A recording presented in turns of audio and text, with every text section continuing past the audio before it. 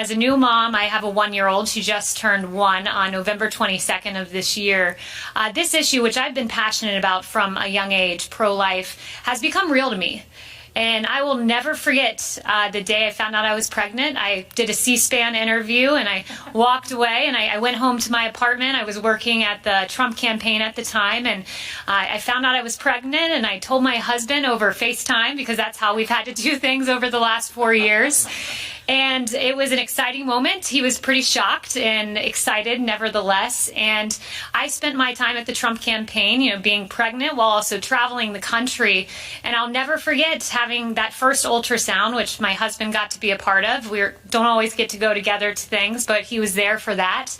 And to see that beautiful image of what would soon become baby Blake, as she's become known on social media, a tear rolled down my eye. And I was not expecting that because that was a real baby just weeks into my pregnancy.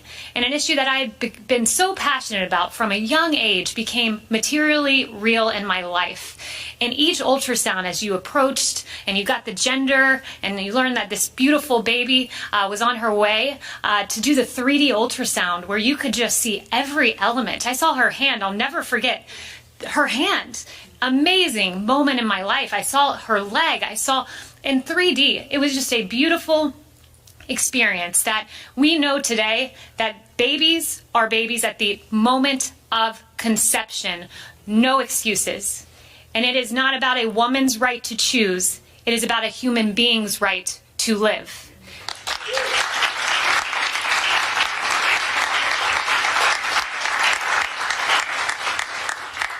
And I'll tell you, my daughter, she's so beautiful. I'll never forget how accommodating this president has been from the very beginning. Baby Blake, after she was born, went to Iowa with me. This is when I was on the campaign in New Hampshire and South Carolina and North Carolina.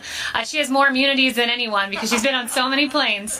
But when I got this job as press secretary, I knew it would be a tough one because I was a new mom and wanting to not miss a single moment of her life.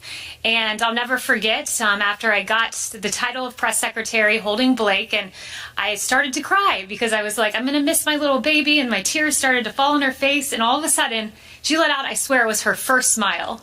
And it was God's way of saying, you go do what you need to do. And I'll tell you what this president did when he first offered me the job. He said this, is your daughter going to be okay?